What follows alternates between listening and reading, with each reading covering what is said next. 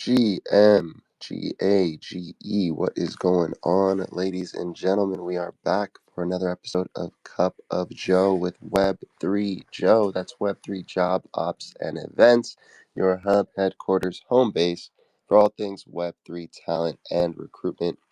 They are the main host of this spaces, so make sure to give them some love. And they also power these spaces. We're here every Wednesday, every Friday, usually 9:30 a.m. Pacific, 12:30 p.m. Eastern, doing our best to fill this next 30, 40 minutes or so with as much value as possible. We do that by bringing on leaders from the space who have experience getting their foot in the door in Web3 companies, projects, and being successful in those roles. We're going to break down how you can land your dream job over coffee as well. The coffee is optional, but either way, we appreciate you stopping by, joining us, and possibly even joining the conversation if you have something to add or contribute.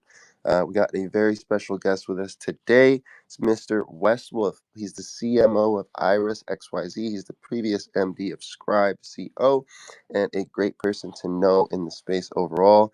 Wes, I hope we're not having any technical difficulties. Can you hear me? And is your mic working okay?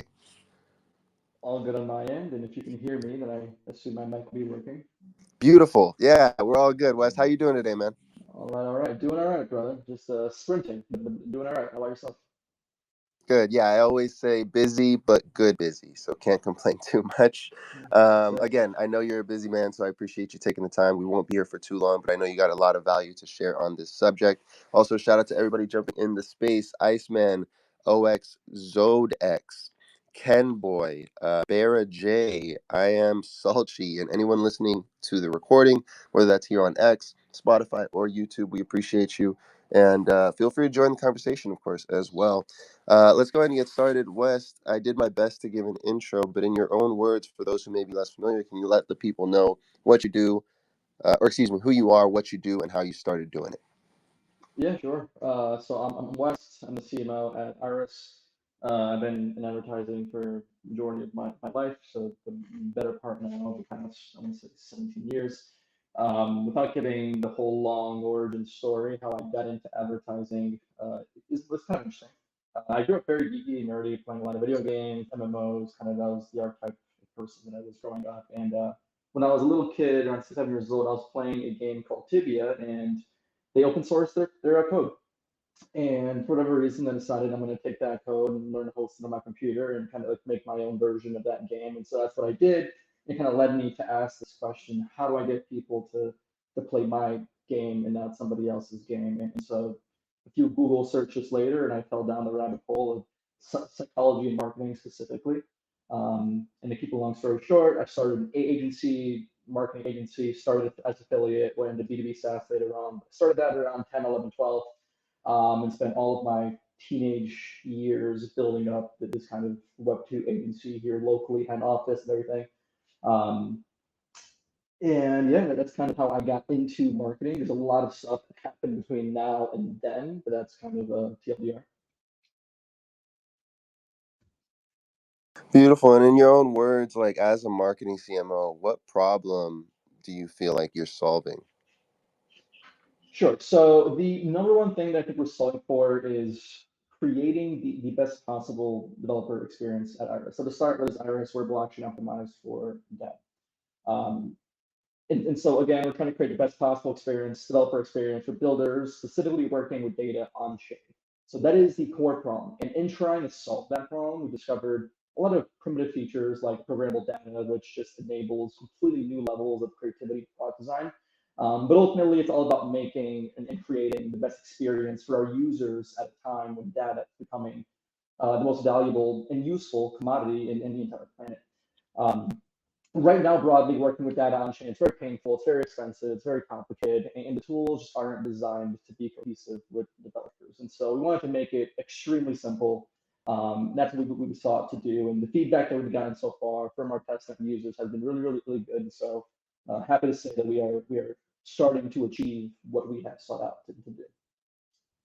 Amazing. And are there any milestones that you're especially proud of since not just working with Iris, but just since breaking into Web3 in general? Mm-mm-mm. Yes, so I'm actually going to stay on the topic of Everest. So I've got a few things there that would fit here. To start, as a marketer, the most proud thing that I've done at Iris, and honestly, since participating in Web3 more broadly, is create a brand that we have right now. And I say that because when I joined Iris, we had a very boring brand at the time. We had no presence, no aura, no uniqueness to who we were when I first joined. You know, we looked very much very B2B, like exactly what you would imagine a like B2B company looking like. That aimed for a polished brand, right? So like very plain colors, geometrical shapes, very boring. Um, and I took the challenge of doing a few things. One, I had to, on my first day, I had to take down the existing brand. I just couldn't stand to look at it. It was just very boring, and I didn't want to participate in what that brand was. And so I took down that brand, and I very quickly created a in-between brand, which was the V1 Sprite. Those who have seen ours for a long time, maybe now we were a little over a year ago. But I created the in-between brand while working on an extremely extensive rebrand. As in, it took us a little over 6 months to finalize the rebrand, which is what everyone sees now on Iris. But we're talking like 10 plus hour days, me and the designers, hundreds of iterations, maybe thousands of some components, all to get to the point to create the brand that you guys see today. And so that brand has little bits and pieces of everybody on my design team and myself, and even the broader team, like our DMAC, for example. You know, I took components of things that he likes and I inserted it into the brand. And so because of that, it's not just a brand to me; it's a little piece of like this moment in time for everybody on the team. And the fact that it just looks really fucking cool while also being extremely important to me makes it one of my most proud creations that I currently have. So I'd say that's probably like what I'm most proud of right now. And then going away from marketing, I'm also very proud of our the results that we've got on the testnet so far. So we've had over 1 billion transactions on the testnet, and regardless of the motivation, some of those transactions it proves a few things. One, it proves that there is demand for what we are building with no incentives, no tokenomics that are incentivizing participation or usage right now. Um, and yeah, just that's pretty much it.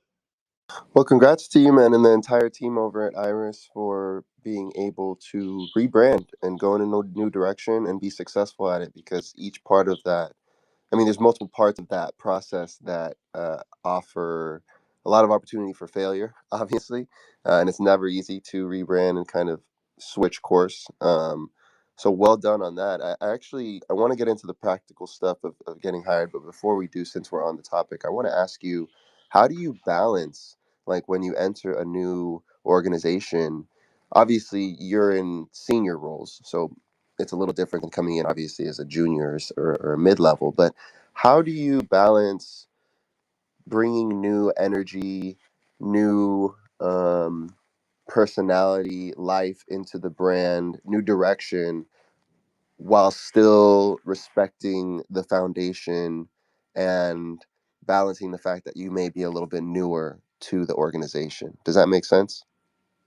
Yeah, no, it totally makes sense. So the hard part about that question for me is that, like you said, I am in senior positions. So, like, my perspective is like, fuck the balance. Like, do what you think is like right for the brand. Like, I don't give a shit about the foundation. What I care about is like, what do we have to do to get to the thing that we need to get to achieve our objectives.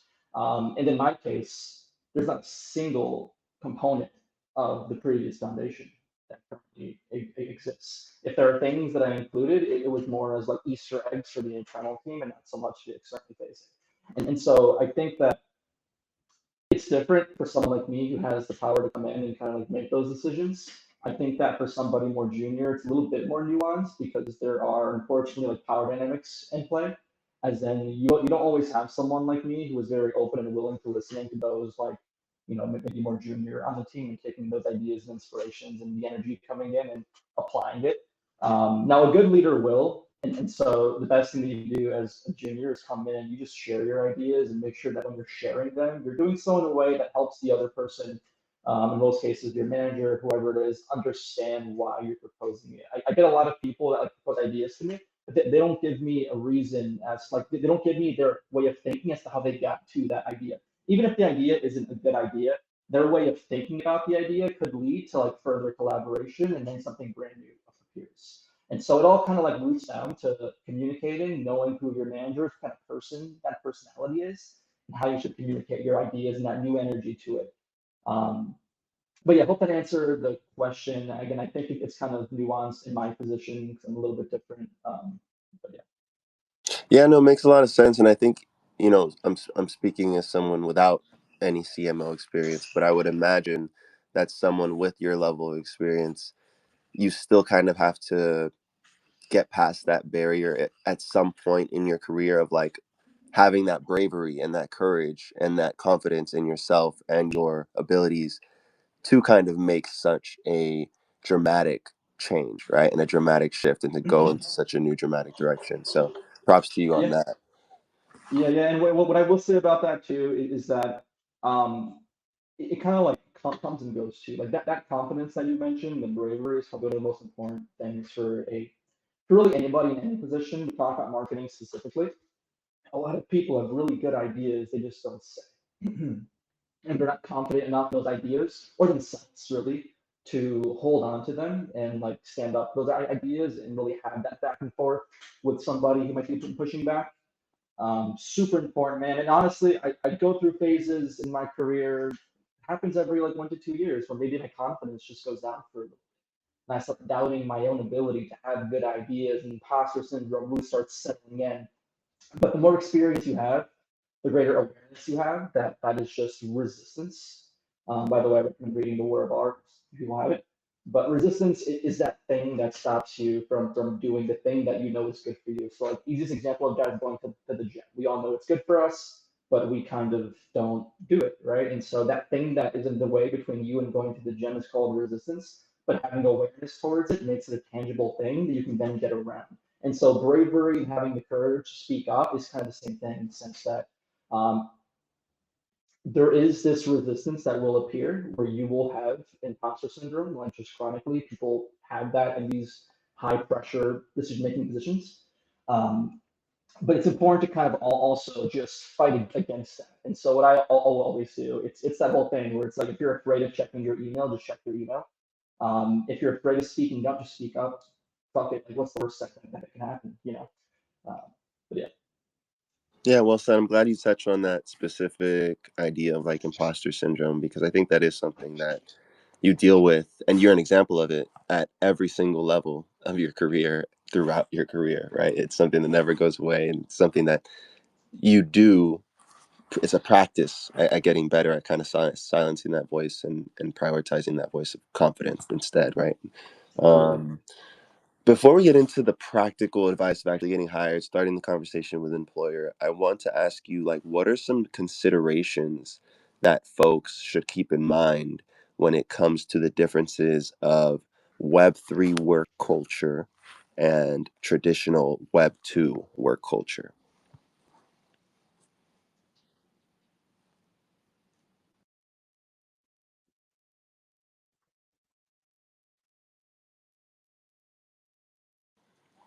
Mm, So there's a few things. One, Web3 hiring is a bit more permissionless, to use the native language.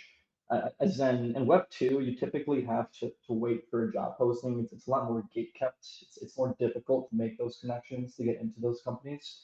Web3 is a bit different in the sense that you can just start contributing and become someone indispensable. You know, it's a lot more public. Your Twitter, your GitHub, your Discord activity. It's all part of your interview process. Um, as in you're interviewing before you even get the job. Everything is available to you. In Web2, it's different. Web2, your resume matters probably more than anything else. In Web3, your public contribution history matters a lot more, and the interview process is a lot faster. Crypto interviews tend to move at crypto speed. You know, if you're good, like actually good, you will go from that first conversation to an offer in a very short amount of time relative to what you do in like the Web2 environment. Um, yeah. Yeah, yeah, good points. Absolutely. And I really appreciate how you phrase that actually. Like in Web 2, obviously it's a lot more resume heavy. Not to say it doesn't matter in Web 3, but it just is. That's the culture. And then in Web 3, I like how you, oh, excuse the train in the background, but I like how you phrased the, it's a lot more proof of contributions, right? And again, you can look at that as a two-sided coin. It's like, okay, well, it's either, oh, well, my resume doesn't mean as much, and I have to actually go and put in the work. Or you could look at it as, wow, I get to be in an industry, in a space where I can contribute, and I will actually get rewarded for it, and it will actually get valued and appreciated by decision makers in different teams that I'm passionate about. So well said. Now let's get to the practical stuff. What are some ways to actually get a conversation started with a potential employer here in Web3? Mm, So I think that leading with the value is the way to go in Web3. So I get a lot of DMs from people like looking for jobs and all kinds of stuff, and I ignore 99% of them because one, I don't know if they're scammy or AI or what they are. So I don't think just cold DMing works like it used to work. I think in some use cases it might, and there are like tactical things that you can do, such as if you have a popular Twitter account, and if you have a mutual followers with somebody, they are more responsive in those situations. It's slightly warmer than purely being cold. But even then, I wouldn't recommend just cold DMing as the way to talk to a potential employer. Just lead with value. Look at their Twitter, participate in conversations that they're participating in. Talk about topics that they're interested in. Show that you could provide value in conversation, just normal conversation. Be a human with them first, that kind of thing. No, that's again, this is all cold. The actual best way is obviously through a warm introduction. Like, who do I have in my network that could potentially know somebody that is adjacent or knows directly the person that I want to work for? Start there. If there's nobody there, then go the cold approach. Then start figuring out how can I participate in those conversations, lead with value in different channels. But that is definitely, yeah, I'd say those are probably the best ways. I wouldn't go the like LinkedIn route and do all that shit. For some companies, it does work. There are some like Web 2.5 companies where LinkedIn might work. There are some companies that have leaders that are very like Web 2 centric and not Web 3 people. LinkedIn might work there too. But I have never hired anybody from LinkedIn that has been like a superstar. All of my superstar hires have come through just participating in conversations with me or through warm introductions. Wow, that's really good feedback, especially coming from someone in your position. So that's super valuable information. My next question. Oh, when it comes time for the actual conversation, I appreciated your observation earlier of like the interview process is a lot faster in Web 3 than it is in Web 2. For folks listening, let's say they've got the attention of their potential employer, they have a call booked. Now, again, that can be a more formal interview, it can be more of a brief, like meet and greet call. It depends in Web 3. But for people listening, how can they best make sure that they prepare themselves to be successful when the time for that conversation comes? So I think that my way of thinking about this kind of stuff is a little bit different than what you would like get if you go on YouTube and look the shit up. To start, I think one of the most powerful things you can do is view your life as a narrative or as a story. And so when you're talking about your background, because whenever you get on the phone with somebody, the first thing they're going to ask is like, tell me about yourself, right? And when people ask this, the wrong thing to do is to describe yourself in like adjectives, right? Like I'm fucking like punctual and this and that, blah, blah, blah. I think that's wrong. I think you should view that question as an opportunity to then sell them a little bit on your personality, like resonate with them. And I like to do that, from my opinion, is through an origin story, as in view your life as a narrative. Talk about where you've been and how that connects to who you are today. Because ultimately, for me, this is why I'm a little bit different. Um, a large part of why I hire people comes from a gut feeling. It's intuitive, it's instinctual, however you want to frame it. It's not so much what they say, it's who they are. because I view people as long-term investments and commitments. And so I'm really looking for the human behind all the bullshit that is like the pressure and during the interview and all the like generic prep stuff that people like to do. I'm looking past all that shit and trying to figure out who is the human behind all of it. What have they been through? And so that informs my gut to know if they're a good fit for the thing that I'm looking to hire them for. Um, and so, in other words, focus, in my opinion, very heavily on that origin story. And even if you don't have a cohesive origin story, like there are things in your life that have happened that have shaped who you are today, that have led you to this interview. Talk about those things. Figure out a way to communicate them, articulate them in a way that's understandable, relatable, that resonates. Like be a human with the person that you are talking to. Do not put them on a like kingpin pedestal. And yeah, that's Right, what. and if you come from, I have a humble marketing background, so I know like storytelling is something you learn very early. Of like that's how you get your message to stick. But even on like an intuitive sense, like if you're just being given a list of facts as opposed to being told a story with those facts included, you're going to be much more likely to remember the story than you are just the random list of facts. So if you can turn it into a story, like you said, that's a much better way to turn yourself into a human candidate that they can see potentially working with than just a list of facts. So well said. You again, as a CMO, you have these conversations. So like, what are some of your favorite interview questions to ask when you're considering a potential candidate? So there are a few, and again, I have kind of odd questions that I ask. My favorite question to ask is, what do you do in your free time? Which always catches people off guard. You're like, what? And the reason I ask that is because, again, this all goes back to trying to feed my gut information about the person. Because if you don't do that and you don't know the human behind the questions, from my old answer, then I have to rely on the like objective facts in front of me.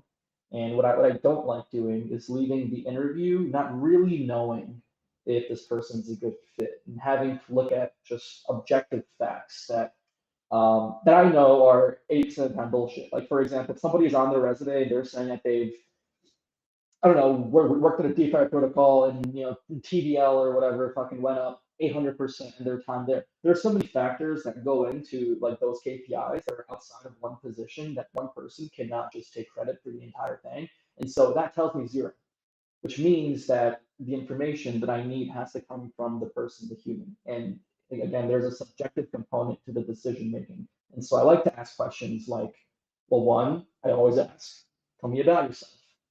And I like it when people go on tangents. Again, against all hiring advice, people say don't go on tangents. I like tangents. I like when people just get passionate about the shit they're talking about and just go off and spend half an hour talking about it. I will extend the time. I'm cool with that. Like, but that's, well, one, this might be bad advice. It's not every interviewer is like me in that sense. But I always ask, again, tell me about yourself, and I expect a more in-depth answer. I always ask, what do you do in your free time? Because I want to know what they do in your free time. Do they read books? Do they like playing sports? All these things inform me of who they are as a person. Um, and then I also like to ask why this project, insert whatever, whether it's Scribe or was before at the agency or now at Iris, like why us? Like what brought you here? And now, in most cases, what brought people to where we are is because we're a job, they want a job, they feel like they could solve the problem, and so they apply for it. Right? But every now and then, you do get people that have like a genuine reason for liking the thing that you're doing, for actually wanting to contribute to the mission or the problem that you're trying to solve. And when you do get those people, those also tend to be the same people that answer the "tell me about yourself" question, like in the way that I want them to. And so you start to notice these different patterns of behavior and responses, different like archetypes of people.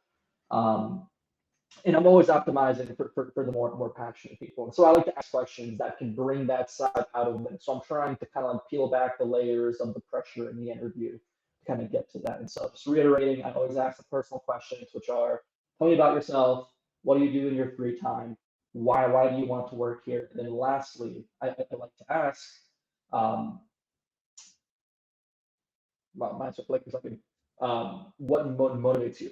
Like, why are you working in Web3?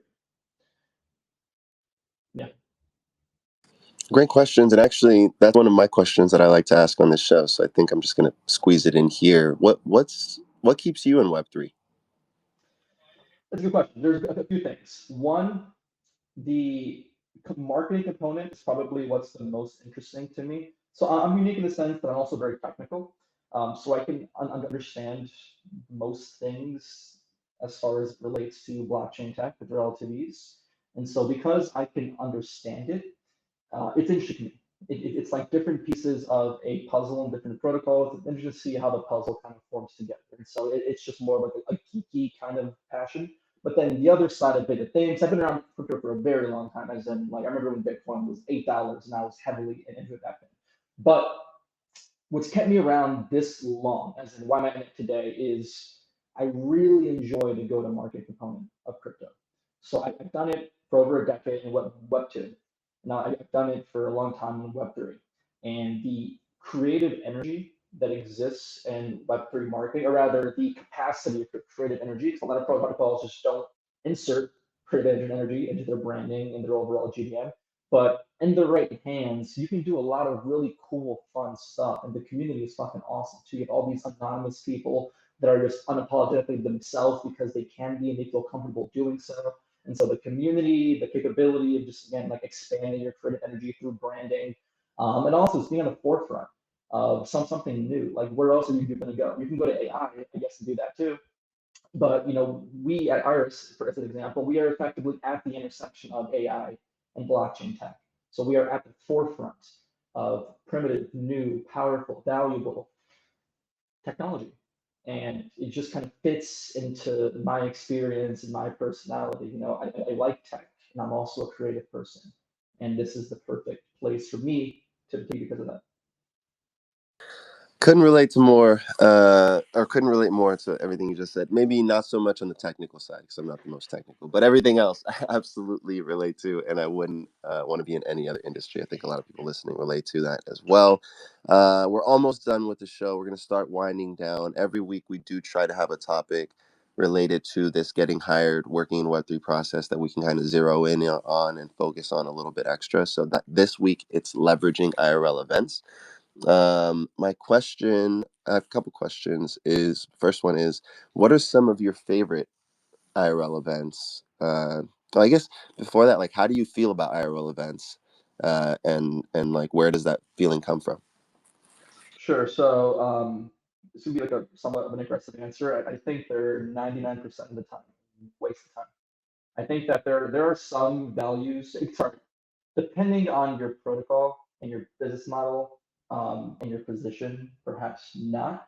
But in my experience, it is largely a waste of time. People go and they party and they kind of like justify it by saying we're networking, but it's primarily you go and take a break and party with people that you haven't seen because you talked to them online.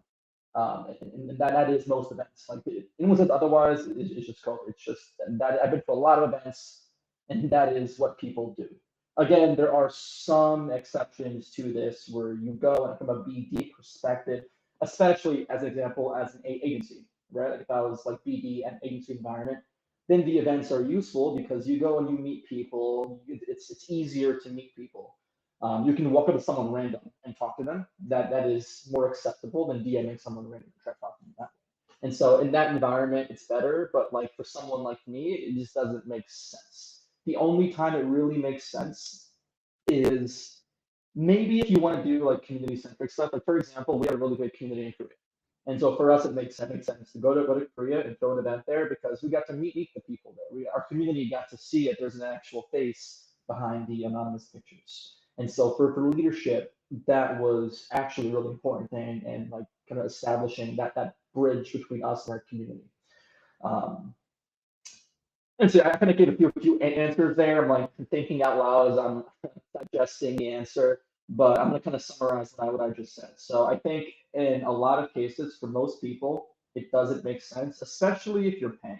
Don't pay for that shit. It's extremely expensive, and I have never gotten a good ROI from paying for like a booth at like a main conference event. If you're gonna do it, just Go, you and a few team members, don't pay for an event. Maybe side events, maybe. Um, but yeah, I mean, it's really about just preparing beforehand, making sure that you know exactly what your thesis is going into it. Like, what do I want to achieve by being there? Like, do I want to meet people? Do I want to meet builders, meet users? Or if you're an agency, do I want to meet like marketing talent to bring in? Have a KPI. I want to bring in like 5 new like and interview prospects like at the end of the event, that kind of thing. Then it becomes a bit more useful. But if you're just going just to go and you don't have a clear concrete goal and you're bringing 10 people on your team, then you're going to waste money. People are going to be burnt out and the work back at home gets slowed down. So lots of trade-offs there, and I lean towards not going. Yeah, I think you did a great job providing like a good general overview of like your perspective, and I think the punchline is go like anything else, right? Go with intention. If you're going to go with intention. Understand why you're going. Understand that it's very easy to get distracted, like it is anywhere else in the world, more at these events, with partying and having fun, which is great and sometimes has its place. But unless that's your actual goal and an intention, you're distracted and you're not getting closer to what you wanted to achieve. So know that. Take West's advice. And let me see here. We're almost at the end of our show. So I will ask you, West, what final advice do you have for listeners hoping to either break into working in Web3 or advancing their career in the space? Yeah, so number one piece of advice is think laterally about things. As in, there are creative ways to approach anything you want to do in life. So I guess how that relates specifically to landing a job. Stop waiting for permission. Just start contributing. If there's a company you want to work for, just start contributing. You don't need to wait to get hired. Go inside the Discord, go inside the Twitter, answer questions, write documentation, write guides, go figure it out. We have hired people before from inside the community that just contributed, just did useful shit. And we noticed that is one of the benefits that we have in this current stage of Web3. I do not know that it will always be like this, but we are at a prime time for people to just go in and just need to start contributing, and then maybe getting hired. I know many people that have done this that now work full-time senior positions and have no background outside of crypto that warrants that position. They just went and started contributing, self-taught, got the job.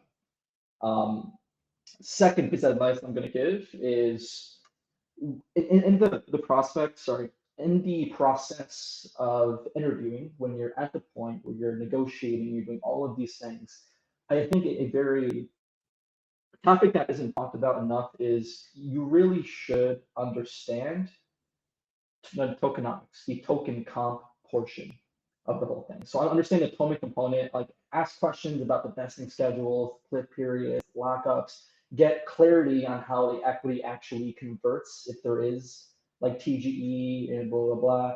Negotiate beyond the salary, beyond the scope too. But there's a lot of leverage that you have, and a lot of what I've seen, a lot of employers they try to kind of fuck people over on the token comp, as in people will ask, they'll get a do you want more tokens? Do you want more cash?